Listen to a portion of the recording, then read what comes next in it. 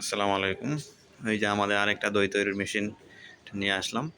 তো চলেন এটার ভিতরটা আমরা একটু দেখি। এই যে প্রত্যেকটা খোপ, এই খোপের নিচে দেখেন ছিদ্র আছে। এই ছিদ্রগুলা দিয়েই মূলত গরম হাওয়াটা এখানে আসে। দেখেন এই প্রত্যেকটা। এখানে তাক আছে অনেকগুলা নিচে। যে ১, ২, ৩, ৪, ৫, ৬, ৭ এমন ৭টা করে ১৪টা। ভিতরে দেখেন অনেকটা স্পেস। এই দেখেন এবং এটাকে কিন্তু খোলা যায়। এই যে এটা আমি খুলে ফেলেছি। তখন এটার ভিতরে দই রেখে